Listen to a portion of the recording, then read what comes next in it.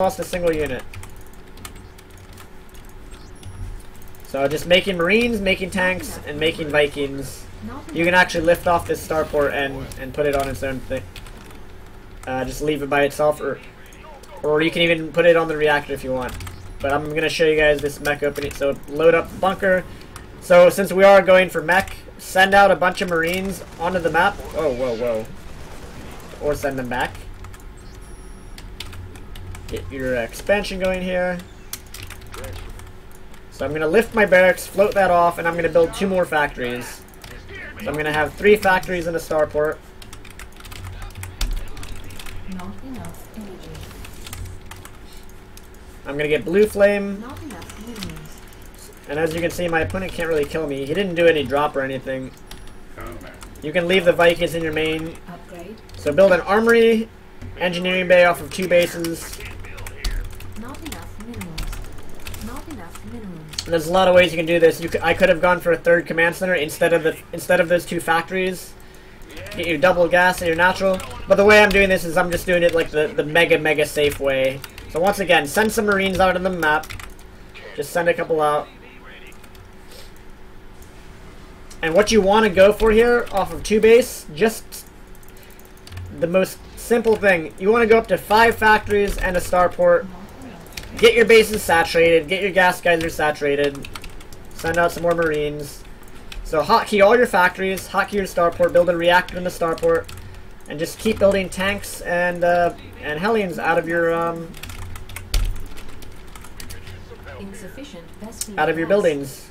Insufficient Vespene gas. And try and not miss supply depots. Always be building depots. So I see he has a lot of units at the front of my base somewhere here. And by a lot, I mean not a lot. But you get the picture. Research complete. Oh, also make sure you wall off with your depots. I forgot these depots here should probably be in my wall off. I should have walled off with them, guys. That was a little bit laziness on my part. That's okay. So I'm actually gonna put my 4th factory on that reactor. And also the other thing with mech is always get 1 single Thor in case the opponent like beats you in the Viking count. If you get that 1 Thor out, then you'll be safe from any like weird Banshee Viking shenanigans. You'll have the anti-air. So now I'm just building tanks, Hellions 4 at a time, and tanks 3 at a time. And remember, and once again, you can get rid of the Marines. Always want to try and get rid of them efficiently if you can. Like send them out on the map to scout. These ones, I'll just walk them around. And now I'm going to get my 3rd command center in my base. And so you'll notice I'm saturated on 2 bases. And now I'm just cranking out units with my money, with all the money I have. And you can even turn your Hellions into Hellbats as well. So there's the Thor. Building tanks 3 at a time. And there's that weird Banshee, that single Banshee. So making that Thor is really useful. And once again, always build a turret in each mineral line, even if you think you don't need it, and then get that sensor tower, because why not? So now if I want to at this point, since I'm safe from basically everything, I can go ahead and push out here.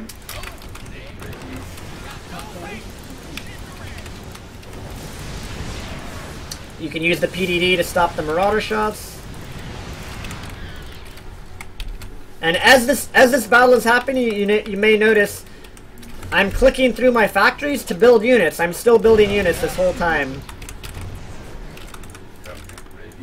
And my 3rd command center is almost done. But yeah, always try and be building units the entire time you play. And then I got my 3rd CC. I'm gonna lift that off. I'm gonna scan ahead, see what he has there. He has nothing, because he's apparently in Gold League. And you can, once again, you can play safe and build a turret ring around your base if you want. Oh god! There's a Banshee attacking me, but once again, so guys, this missile turret, just having that makes you really, it just makes you really safe against stuff like this. Like, even if you're not necessarily prepared for it, like, you'll still be able to survive it, which is nice. Our SCVs are under attack.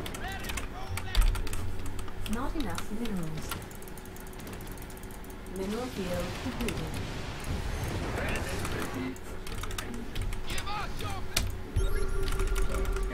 So as you can see, I just have a lot more, and always siege up before you fight. I just have a ton more units than him because I just, like, if you look at his look at how many SCV he has. No work.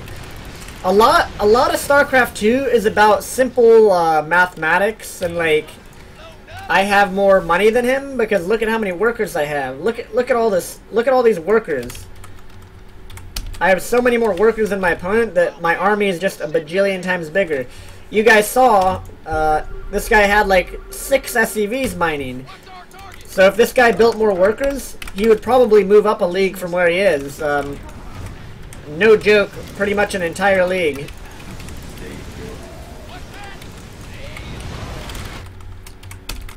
Additional supply. But yeah, it's all about the it's all about just, you know, understanding the fundamentals of getting those workers, getting your bases running. I should have linked in my Twitch. So yeah, those are the very basics, guys. You'll win a lot of games against people just by building more workers. Building more workers than them and getting more money. And somebody donated 20 bucks from B Jackson. Says, good stuff going on stream right now. And then we have $1 from Mind Control. Hey, you need to leave your placement matches, Kappa. And then another $5 from Mind Control. Hey, some pro banned you for spamming MacGyver. Oh yeah. I don't know how that happened. So yeah, guys. So that's a TVT build. That's a really safe TVT build that we just did. It's the old school Raven opener. It's a 1-base opener. You basically won't die to anything. It's even good up to like Masters League and Grandmasters. It's not the most optimal opening in Grandmasters League, because if your opponent goes for a command center opening, then you'll be behind. Unless you're playing against, if you're playing against somebody like Ruff, then you should do that build every game. You just get a free win, because you know it's a good build if your opponent is going to be aggressive and trying to attack you and kill you. It's a really good build because you get a huge advantage over them, because you get the Raven, you get the tanks, you get the advantage because you can hold off all of their aggression really easily.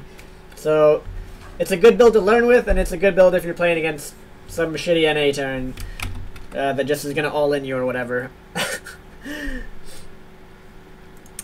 So yeah, let me scroll through the chat here, guys. We can actually, let's go into that replay and look at what my opponent was doing. Yeah, that guy didn't look like a gold player. He might have been like silver, perhaps. So we'll go into that replay real quick because I want to show you guys the biggest difference between, like, I mean, it's like, how should I describe this? Let's watch the replay. So it's like I'm telling you guys secrets right now, basically.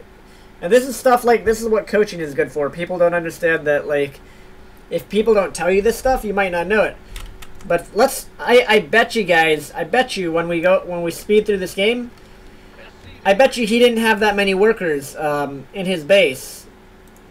This guy's not using hotkeys either. He should probably, you wanna start learning to use your hotkeys like right when you learn the game, like right when you're learning the game. So if we take a look here, I'll just, oops, let me unpause. So just take a look at the units tab, and as this game goes on, and you'll notice the difference in workers. SCVs are under attack. Complete. It'll probably change pretty, like, look at the worker count right now. Like, he's missing some workers here and there. Like, look, he's not building workers right now. And so suddenly, I have a 5 SCV lead on him just because he wasn't building workers this entire game. And that's a huge deal, because that means I'm getting more money than him. And if I'm getting more money than him, I can build more stuff than him, and I can kill him and win the game. So just those little gaps in worker production add up a lot. And that's a huge, It's the difference between being Gold League and Platinum League. It's the difference between being Platinum League and Diamond League. Just, you know, building workers, essentially. I've said it before, but, like, you can move up an entire league if you just build workers and get 16 workers on each base and fill it and get your gas geysers full of stuff. Like, now I have almost, what, 5 worker league, 6, 7, well, I did have a worker league. Lead. 5 worker league, my bad. The other important thing is to try not to supply block yourself. But if you look at it, like, look at the supplies right now. Keep in mind, nothing has happened this entire game so far. Neither of us has really attacked the other player. He lost like 2 or 3 Marines. But look at the supply difference. I'm at 64 supply out of 86, and he's at 41 out of 62. And nothing... And that's with neither of us having interacted with the other player in this game so far. And he has a a deficit of 20 supply. And that's from the workers. That's from the fact he has 11 workers on his main. And if you look at my main, I have 17 workers. So I'm mining at maximum efficiency for my mineral line. And he is not. He has 7 workers on his natural. I have 8 workers on my natural already. So this base is already mining more than him. And then my main is mining more. So yeah, it's just really simple stuff. And once again, another thing to remember, whether you're playing Mech or Bio as a Terran player, look at his buildings. Like these 3 depots, he could use those to wall off his base. He could have a protective wall at the front of his base if he just placed those depots at the front of his base with a bunker. You notice I have the bunker.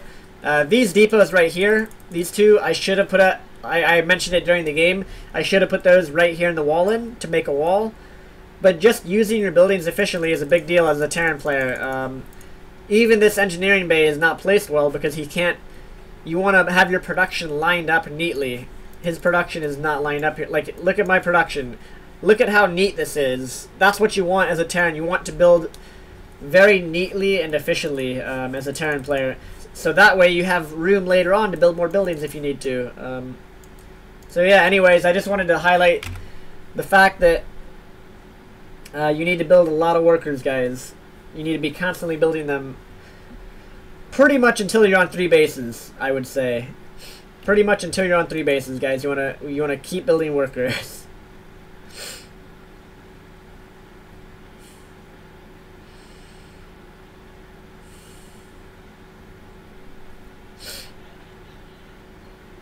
Scrolling up through the chat here. Yeah, it pretty much is 90% macro. As you're like improving at the game, I think it's like it's pretty much 90% macro. Like, scrolling up. If you get dropped, well, that's why at the start of the game I had all my units in my base. Like, I had all my Marines in my base until I took my expansion. Alright, guys, let's continue on the journey of Mech Guyver as we go Bronze through Masters League. We're still doing the placement matches. We have 3 more placements to go.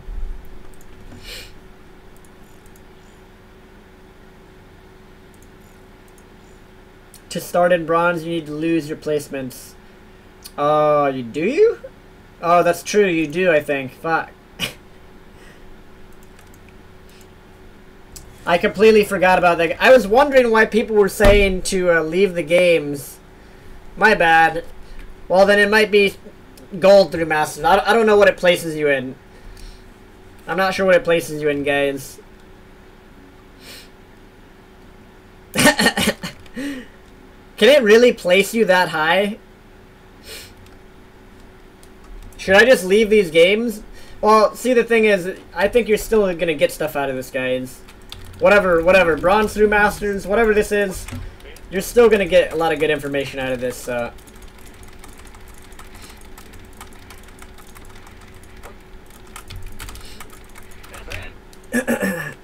Oh, it can place in Platinum. Did not know.